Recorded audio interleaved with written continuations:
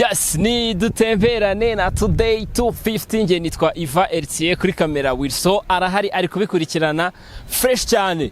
Uyu munsi turi kuwa gatanu, wa munsi wari utegerejwe, ya tariki yari itegerejwe n'abakunzi ba hip hop benshi yageze. Ahangaha uri kutubona twatembereye uyu mugoroba ni iremera kuri Zaria Court ahagiye kubera igitaramo kimaze iminsi cyamamazwa cyitwa icyumba cya rap. Abakunzi ba rap, abakunzi ba hip hop mu kanya rwose hano haraba hahiye ibintu biraba ari ibicika. Ngira ngo muri kubibona muri background inyuma Wilson arimo kubibereka, abantu batangiye kuhagera, bari kwinjira, amatike batangiye kuyagurisha. Ngira ngo Wilson uri kubereka ukuntu abantu hariya batangiye kwitabira icyumba cya rap. Ubundi iyi niyo weekend ya nyuma muri 2025.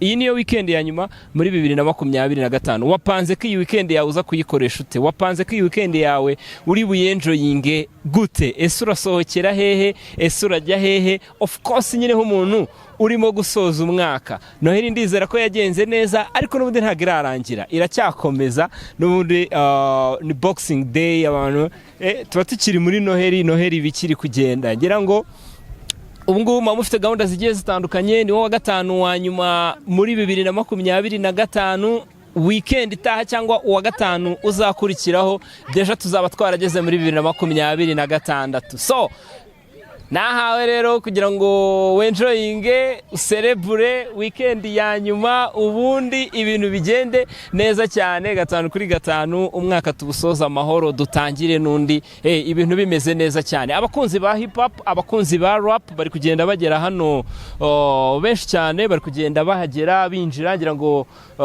Wilson ari kubibereka hariya ukuntu bimeze mu kanya katarambiranye, igitaramo kiraba gitangiye. Ese wowe uri mu nzira, ukiri mu nzira, ihute nyarutsa kuko mu kanya hano haraza kuba hahiye. Dusubiye inyuma gatoya, icyumba cya rap, iki ni igitaramo kihuza abaraperi bagiye batandukanye. Nta muntu uririmba indi njyana ujyuzamo, ni abaraperi gusa, abantu bakora hip hop. Hanyuma ni gitegurwa na societe cyangwa kompanyi yitwa Ma Africa. Iyi ni inshuro ya kabiri iki gitaramo kigiye kuba. Umwaka ushize nibwo cyabaye ku nshuro yacyo ya mbere.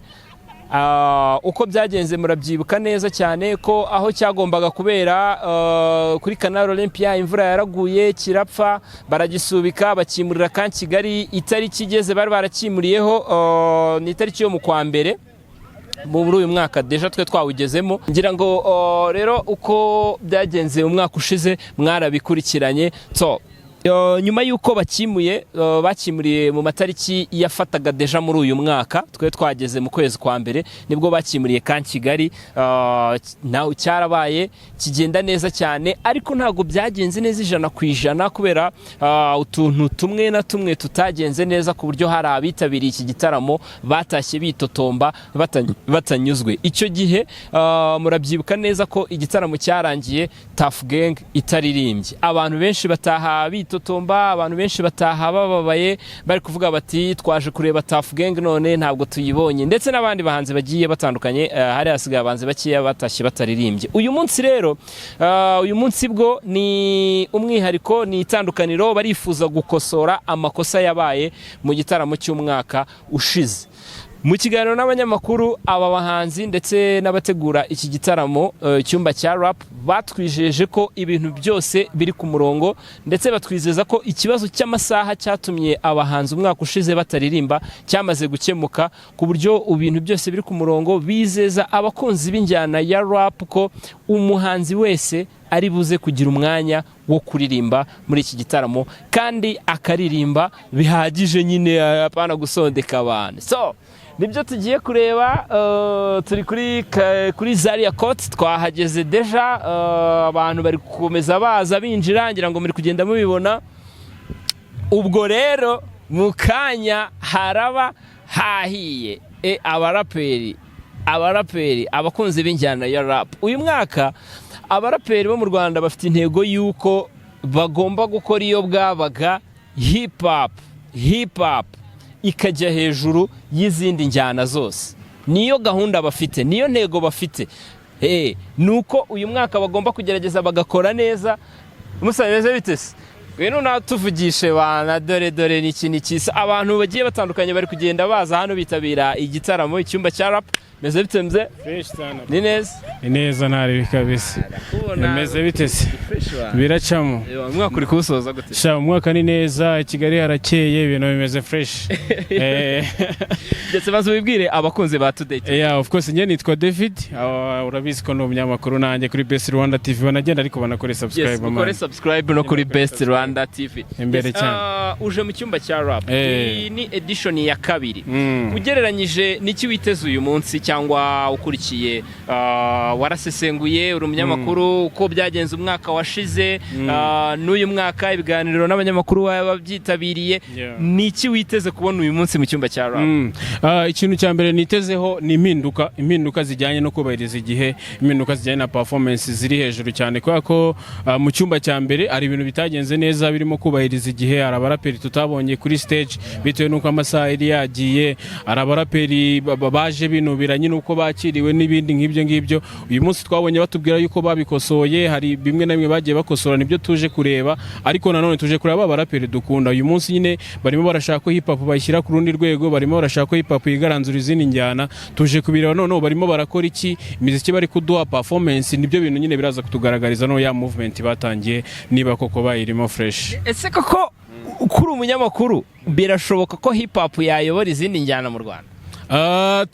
Nshingiye ku bijyanye n'izindi hip hop zo mu bindi bihugu, mbona yuko ari urwego nyine biriho hejuru. Akenshi uzanasanga n'abandi baraperi nk'abanyamerika n'ahandi usanga ari abakire man, usanga ari abakire bafite imifungo n'iki byose, so birashoboka ko no mu Rwanda hip hop yakigara. Birasaba nyine yuko ya discipline by maintaining igahoraho tu, kuko n'urugero ngeje ubundi tuva muri press conference na postinze aka video kabo navuga ati none mwitega icyumba cya rap cya kabiri cyaje, umuntu umwe ahita muri comment avuga ati ntago byakunda batarareka nyine batarakira discipline yabo ku murongo. Urumva ko nyine hari akantu kamwe ka discipline kakibura, ariko nyine tubona ko ari byo bari kugenda bahindura. Umuraperi uyu munsi abona ko ari umubyeyi, arajya mu rugo agafata inshingano, arakora umuziki nyine urimo discipline, ntago bakidisingana ngo batukane ibintu. So birashoboka rero yuko nyine bakigaranzura kabisa bakabikora. Hanyuma ubwo reka dukurikire dukomeze tuganire n'abandi tuze kureba mu gitaramo ko biraba bimeze. Nohe muraperi uyu munsi uteze kari buze gukilinga? Bana njye nshaka kureba Bruce the First kuri stage bro. Bruce afite movement za hatari, njye nshaka kumureba ari kuri stage nkabona ibintu adukorera. Narakoze cyane bro. Yes nababwiye rero ko twahageze turagenda tuganira n'abantu bagiye batandukanye badukundira, ubundi bakatubwira icyo biteze mu gitaramo cy'uyu munsi cyangwa abahanzi baje gushyigikira. Ubundi banatubwira nuko umwaka umeze, nuko iminsi mikuru bari kugenda bayitwaramo, ariko ndakubwiye ngo hano hari buze gushya. Hari buze gushya abantu ndi kubona bari kwinjira hano, abatoto bahari none ntabwo nzi ko bose bakunda hip hop. Yes, reka dukomeze twiganirire n'abantu bagiye batandukanye bitabiriye iki gitaramo nk'uko uri kugenda ubibona ku mashusho ko bari kugenda baza ari benshi, bari kugenda binjira bitabiriye icyumba cya rap. Nyaboneka nimba nawe ufite gahunda ukaba uhise ubona link aka kanya kugezeho ya Today 250 banguka ntarirarenga, nibwo n'abandi bakiri kuhagera. Igitaramo kiraba gitangiye mu kanya, turacyababereye hano ariko mu kanya gato turakomezanamo imbere naho tugende tubibakurikira neza 5 kuri 5 nicyo tubereyeho kuri Today 250.